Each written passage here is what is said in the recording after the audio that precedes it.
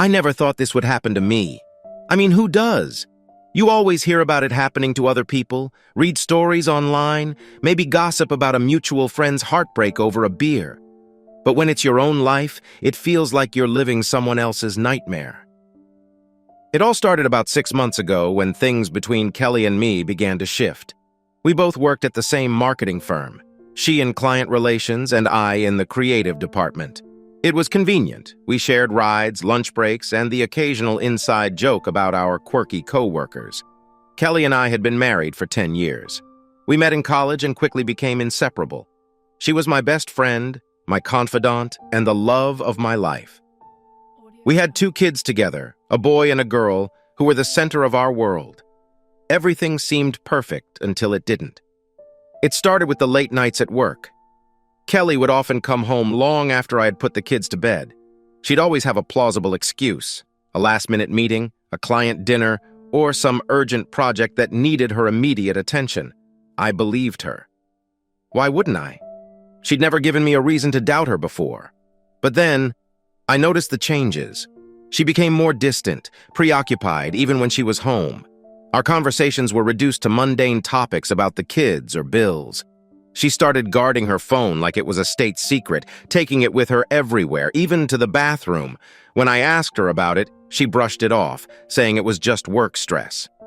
One night, I decided to surprise her by picking her up from work. I called her office, but there was no answer. Figuring she might be in a meeting, I drove over to the firm. As I approached, I saw her car still in the parking lot.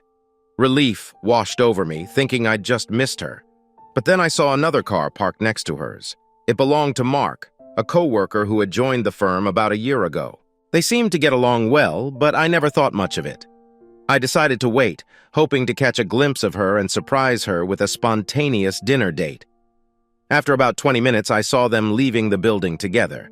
They were laughing, but there was nothing obviously inappropriate about their behavior. Still, a nagging feeling started to grow in the pit of my stomach. That night, I lay awake in bed, staring at the ceiling while Kelly slept beside me, oblivious to the storm of doubts and fears swirling inside me. I knew something was off, but I couldn't put my finger on it. I needed to understand what was happening before I could confront her. I started paying closer attention to her behavior. She was constantly on her phone, texting someone with a small smile on her face. When I asked who it was, she'd brush it off, saying it was just work stuff or a friend. She had always been open with her phone before, but now it felt like there was an invisible wall between us. One Saturday afternoon, while Kelly was out running errands, I decided to do a little investigating. I knew it was wrong, that invading her privacy wasn't the answer, but I was desperate for some clarity. I logged into our shared phone account and checked the call and text logs. My heart sank when I saw the sheer number of messages and calls to and from Mark's number. There were more than I could count, often at odd hours, far beyond what could be considered normal work communication. That evening, I tried to bring it up casually. "Hey, I noticed you've been in touch with Mark a lot lately. Everything okay at work?" She plastered on a smile. "Yeah, everything's fine. He's just been helping me with a few client issues, nothing to worry about." But I was worried, more than ever. I needed to know the truth, but I wasn't sure how to get it. I thought about hiring a private investigator, but the idea felt too drastic, too final. Instead, I decided to keep a closer watch on things myself. The following week, I started taking lunch breaks at different times and made a point to swing by Kelly's office unexpectedly. Every time, she seemed genuinely surprised to see me, and I couldn't find anything concrete to confirm my suspicions. But the nagging doubt remained. One night after Kelly had gone to bed, I sat down with my laptop and started searching for signs of infidelity. I read countless articles and forums, looking for anything that matched Kelly's behavior. The more I read, the more certain I became that something was wrong. But I needed proof, something undeniable. That's when I remembered the GPS tracking app we had both installed on our phones years ago. It was meant for emergencies, a way to keep track of each other when we were out with the kids or traveling. I hadn't used it in years, but now it seemed like the perfect tool. I hesitated for a long moment, my finger hovering over the app icon. This felt like a betrayal of trust, a line I wasn't sure I was ready to cross. But the image of Kelly and Mark laughing together, the secretive phone calls, and the constant excuses pushed me forward. I opened the app and set it to track Kelly's location in real time. The next few days were a blur of anxiety and guilt. I checked the app constantly, watching as Kelly moved from home to work and back again. There was nothing out of the ordinary until Thursday night. Kelly had told me she was going out with some girlfriends from work, a rare but not unheard of event. I watched as her location shifted from our house to a restaurant downtown, just as she had said. But then, instead of heading home, her location moved again, this time to a residential neighborhood on the other side of town.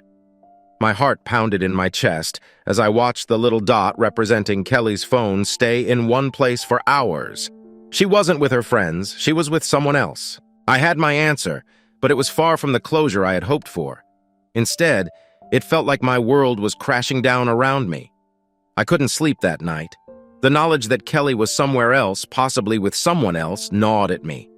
Every worst-case scenario played out in my mind, and I felt powerless to stop it. By the time dawn broke, I knew I couldn't live with the uncertainty any longer. I needed concrete proof. That morning, I called in sick to work and decided to follow Kelly. It felt like a crazy, paranoid plan, but I was beyond the point of rational thought. I had to know the truth. I waited until she left the house and then followed at a safe distance, my hands gripping the steering wheel so tightly my knuckles turned white. Kelly drove to work as usual, and I felt a brief moment of relief. Maybe I was wrong. Maybe there was a perfectly innocent explanation for everything. But then lunchtime came, and instead of heading to the cafeteria with her coworkers, she slipped out the back door and got into her car. I followed her, my heart in my throat. She drove across town to a small, nondescript apartment complex.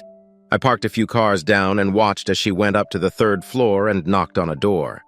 Mark answered, and they greeted each other with a hug that lingered just a bit too long. They went inside, and the door closed behind them. I sat there for what felt like an eternity, trying to process what I had just seen. This was it, the undeniable proof of her betrayal. My chest tightened, and I struggled to breathe. The woman I loved, the mother of my children, was cheating on me with a coworker. The pain was almost physical, a deep, wrenching ache that spread through my entire body. After an hour, Kelly and Mark emerged from the apartment. They laughed and chatted as they walked to their cars, completely unaware of my presence. I waited until they had both left before I finally drove home, my mind numb and my heart shattered. That evening, I confronted Kelly. I couldn't hold it in any longer. I had to hear her say it, to see if there was any chance she would be honest with me. When she walked through the door, I was waiting for her in the living room. "Hey," I said, trying to keep my voice steady. "We need to talk." She looked at me, puzzled. "What's wrong?"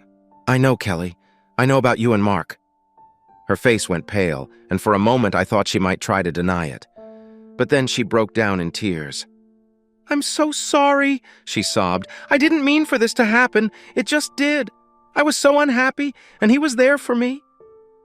I wanted to scream, to rage at her for what she had done, but instead I felt a cold, numb detachment settle over me. "How long?" I asked. 6 months, she admitted, her voice barely above a whisper. 6 months, half a year of lies and deceit. I felt like a fool for not seeing it sooner. "Why, Kelly, why didn't you talk to me? We could have worked things out." She shook her head. "I didn't know how. I felt so lost after the miscarriage, and everything just fell apart. I'm sorry." "Sorry." The word felt hollow and meaningless. It couldn't undo the damage that had been done. I stood up, feeling like I was about to collapse. "I need some time to think," I said. "I don't know what to do right now." She nodded, tears streaming down her face. "I understand. I'll give you space." As she left the room, I sank back onto the couch, staring at the ceiling. The life I had known was gone, and I had no idea what would come next.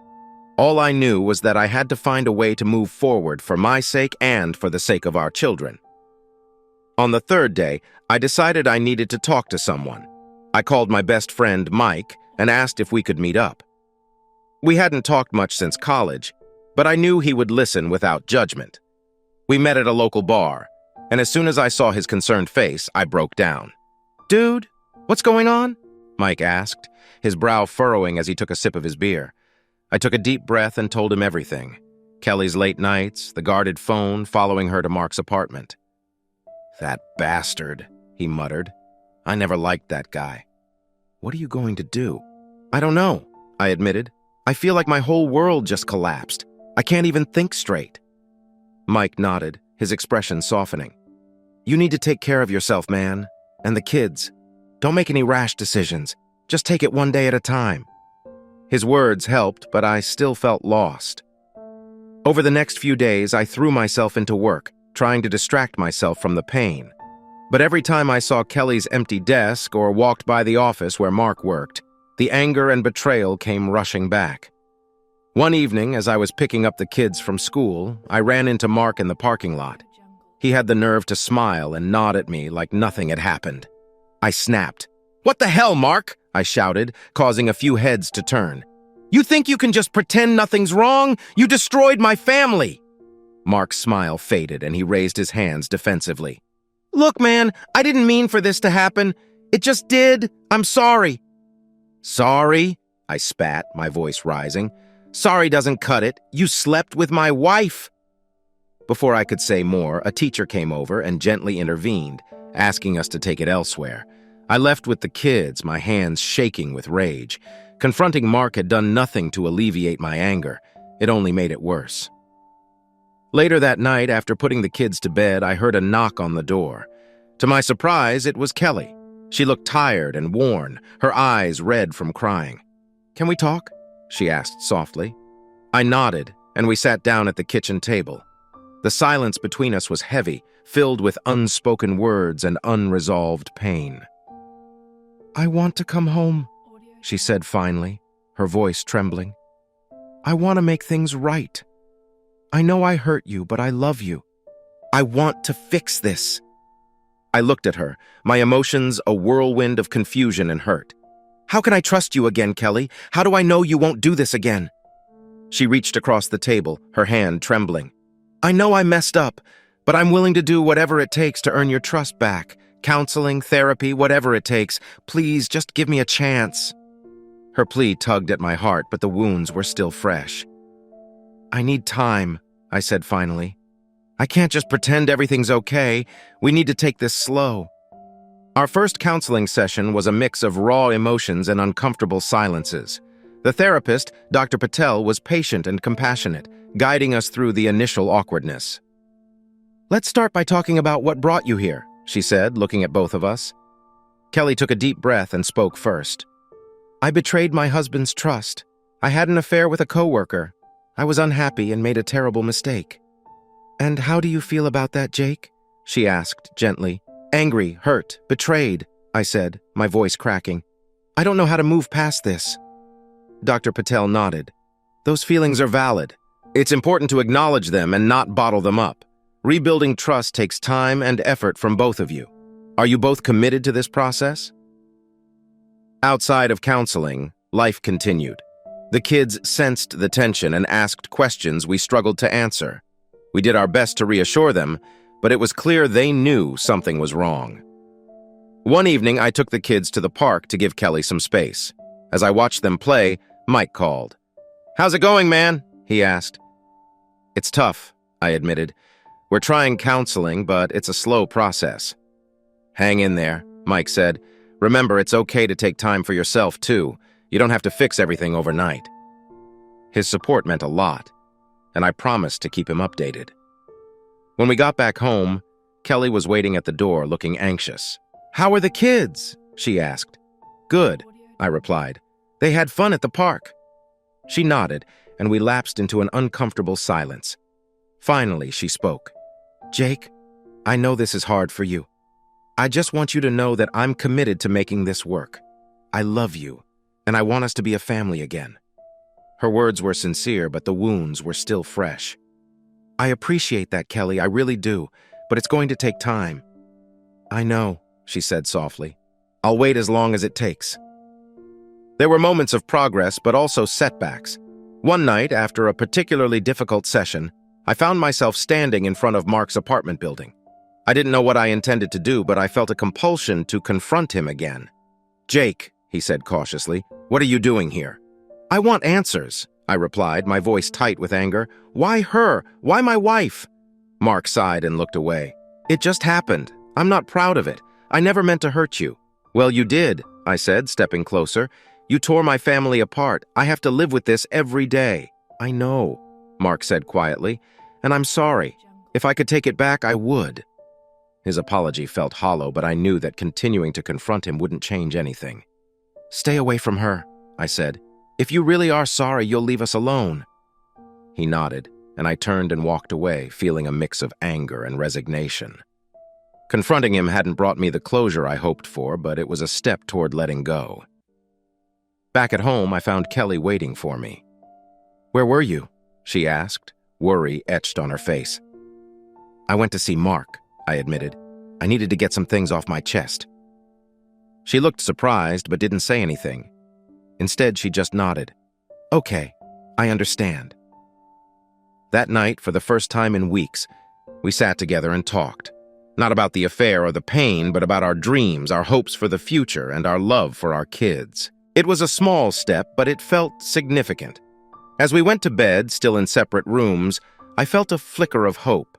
The road ahead was long, and there would be more challenges, but for the first time, I believed that we might just make it through this.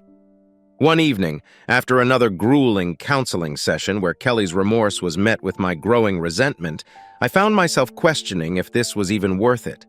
We were back at home, the kids were in bed, and the house was eerily silent. The atmosphere was suffocating, and I realized that this wasn't working.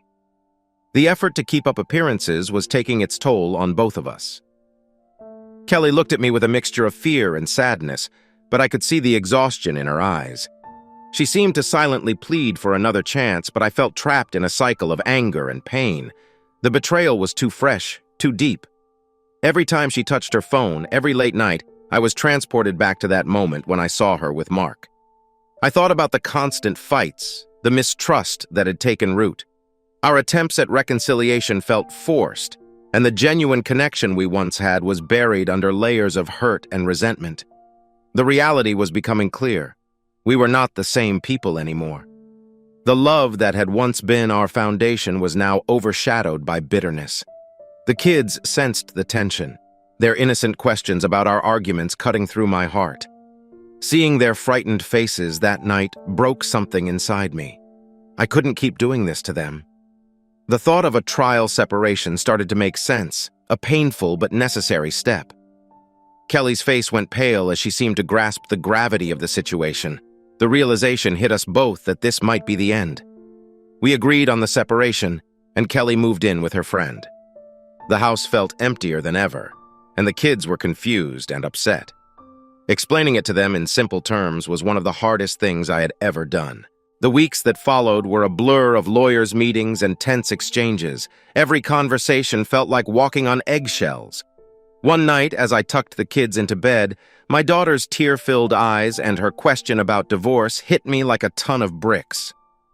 I forced a smile, trying to reassure her, but the doubt in her eyes mirrored my own. After they were asleep, I sat in the living room, feeling the weight of the world on my shoulders. Reflecting on the life we had built and the dreams we had shared, I realized how much had come crashing down. The following weekend, Kelly and I met to discuss the practicalities of our separation. The conversation quickly turned heated, filled with accusations and defensiveness. It was clear that staying together was only causing more pain. The possibility of divorce loomed over us, and for the first time, it felt real. The word hung in the air, bringing a strange sense of relief mixed with sorrow. As we sat there in silence, the finality of our situation sank in. Our marriage, our life together, was over. All that was left was to pick up the pieces and find a way to move forward separately. The realization brought a mixture of emotions, but there was a clarity that we had reached the end of our journey together. Kelly's departure marked the beginning of a new chapter, though it wasn't without its own set of challenges. The house was quieter, emptier, and the kids' confusion only added to the weight on my shoulders.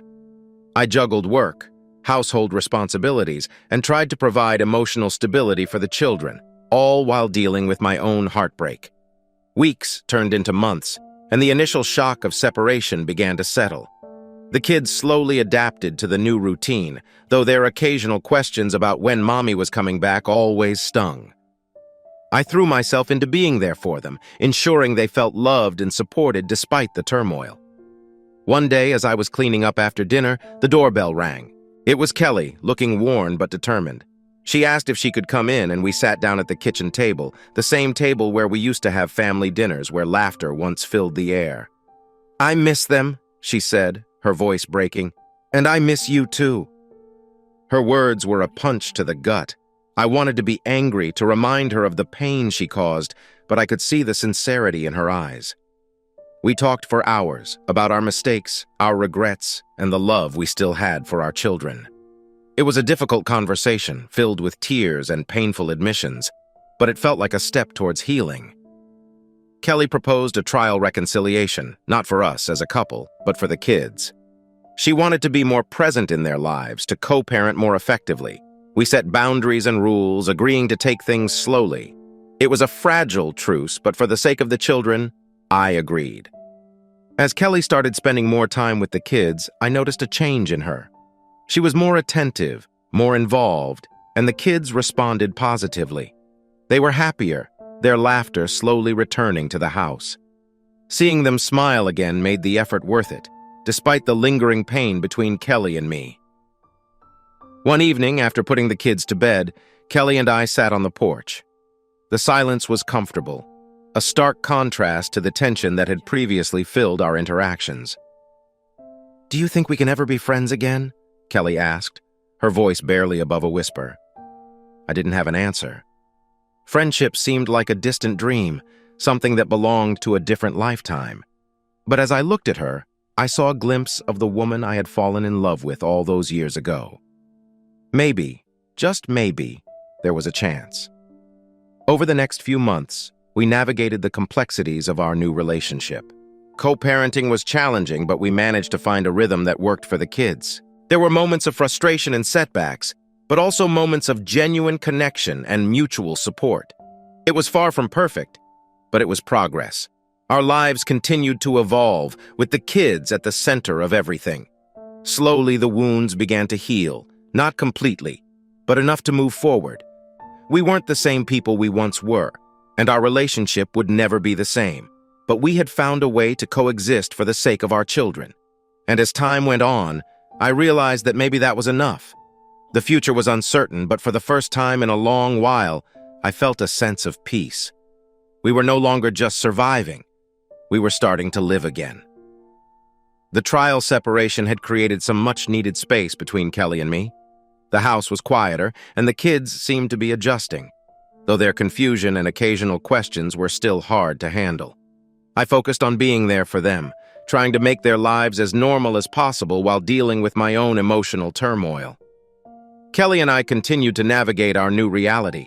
We communicated about the kids and their schedules, but our interactions were still strained.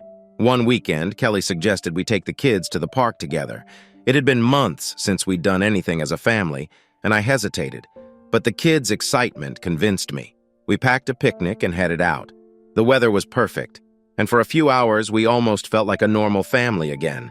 The kids' laughter was infectious, and it reminded me of happier times. As we sat on the blanket watching the kids play, Kelly turned to me. "Thank you for doing this," she said softly. "I know it's not easy." I nodded. "We're doing it for them," I replied, my eyes on the kids. "They deserve this." That day at the park marked a small but significant shift. While we weren't a couple anymore, we were starting to work together better for the sake of the kids.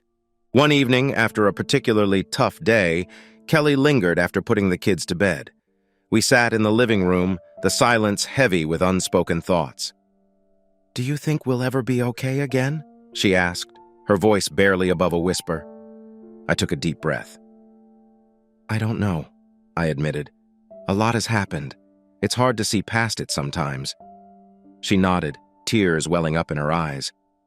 "I'm so sorry for everything. I wish I could take it back." Her vulnerability hit me hard. "We can't change the past, Kelly. All we can do is try to move forward." Over the next few months, we continued to focus on co-parenting and creating positive experiences for the kids. We started having family dinners once a week, and occasionally Kelly would stay over to help with bedtime routines. It was awkward at first, but gradually it started to feel more natural.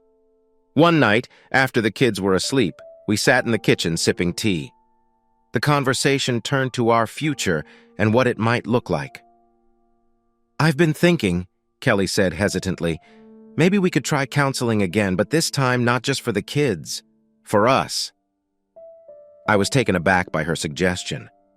"Counseling?" I repeated, unsure. She nodded. "I know we've been through a lot, and I don't expect things to magically get better.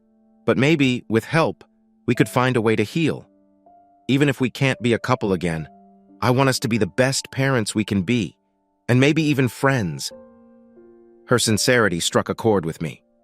I had been so focused on the past hurt that I hadn't considered the possibility of a future where we could coexist peacefully, maybe even support each other. "Okay," I said finally, "let's try it. For the kids and for us." Through counseling, we learned to communicate more effectively, to listen without judgment, and to express our feelings honestly. There were setbacks, of course, and moments where it felt like we were taking 2 steps back for every step forward. But the progress was undeniable. As the months passed, our relationship began to transform. We weren't just co-parents anymore. We were becoming partners in raising our children and navigating the challenges of life post-affair. The trust that had been shattered was slowly being rebuilt, and while it would never be the same as before, it was a start. One evening, after a particularly good counseling session, Kelly and I sat on the porch watching the sunset. It was a moment of peace, a brief respite from the chaos that had defined our lives for so long. "I think we're going to be okay," Kelly said softly. I nodded, feeling a sense of calm wash over me. "Yeah, I think so too." The trial separation had created some much-needed space between Kelly and me. The house was quieter and the kids seemed to be adjusting, though their confusion and occasional questions were still hard to handle. I focused on being there for them, trying to make their lives as normal as possible while dealing with my own emotional turmoil. We communicated about the kids and their schedules, but our interactions were still strained. One weekend, Kelly suggested we take the kids to the park together. It had been months since we'd done anything as a family, and I hesitated. But the kids' excitement convinced me. We packed a picnic and headed out. The weather was perfect, and for a few hours we almost felt like a normal family again. The kids' laughter was infectious, and it reminded me of happier times. As we sat on the blanket, watching the kids play, Kelly turned to me and thanked me for doing this. She acknowledged that it wasn't easy, but it meant a lot to the kids and to her. I agreed, saying we were doing it for them because they deserved this. That day at the park marked a small but significant shift. While we weren't a couple anymore, we were starting to work together better for the sake of the kids. It wasn't perfect, but it was a step in the right direction. One evening, after a particularly tough day, Kelly lingered after putting the kids to bed. We sat in the living room, the silence heavy with unspoken thoughts. She asked if I thought we'd ever be okay again. I took a deep breath and admitted that I didn't know. A lot had happened, and it was hard to see past it sometimes. She nodded, tears welling up in her eyes, and expressed her deep regret, wishing she could take everything back. Her vulnerability hit me hard. I told her we couldn't change the past, but we could try to move forward. Over the next few months, we continued to focus on co-parenting and creating positive experiences for the kids. We started having family dinners once a week, and occasionally, Kelly would stay over to help with bedtime routines. It was awkward at first, but gradually it started to feel more natural. One night, after the kids were asleep, we sat in the kitchen sipping tea. Kelly brought up the idea of trying counseling again, not just for the kids, but for us. I was taken aback but agreed that it might help us heal and be the best parents we could be, and maybe even friends. Starting counseling again was daunting, but this time it felt different. We were both more committed to the process, willing to confront the issues head-on. The sessions were tough, forcing us to face uncomfortable truths and work through the lingering pain and resentment. But slowly, we started to understand each other better and find common ground. Through counseling, we learned to communicate more effectively, to listen without judgment, and to express our feelings honestly. There were setbacks, of course, and moments where it felt like we were taking 2 steps back for every step forward. But the progress was undeniable. As the months passed, our relationship began to transform. We weren't just co-parents anymore. We were becoming partners in raising our children and navigating the challenges of life post-affair. The trust that had been shattered was slowly being rebuilt, and while it would never be the same as before, it was a start. One evening, after a particularly good counseling session, Kelly and I sat on the porch watching the sunset. It was a moment of peace, a brief respite from the chaos that had defined our lives for so long. Kelly expressed her hope that we would be okay, and I agreed, feeling a sense of calm wash over me. We still had a long way to go, but for the first time I felt a genuine sense of hope. We were healing, not just as individuals, but as a family, and that was more than I could have ever hoped for. Back at home, life returned to its usual routine. We continued our counseling and tried to communicate better, but the cracks in our relationship were still there. One evening, a few weeks after the camping trip, Kelly and I sat down to talk. "I've been thinking," I began, "maybe it's time we consider moving back in together. Not right away, but start planning for it." Kelly looked surprised, but thoughtful. "You think we're ready for that?" "I think we're getting there," I replied, though I wasn't entirely sure. "We've come a long way, and it might be good for the kids." She nodded slowly. "Let's keep working on it and see how it goes."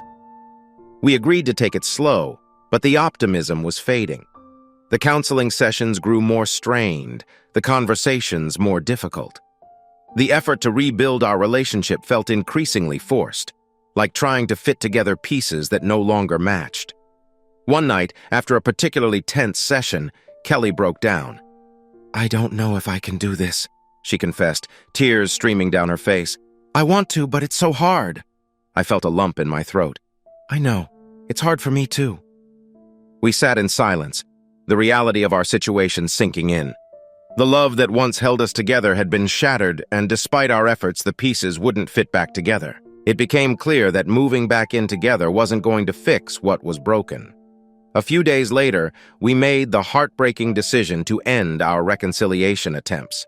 For the sake of the kids, we would remain committed co-parents, but our marriage was over. The pain of that realization was immense, but it was also a relief to stop pretending.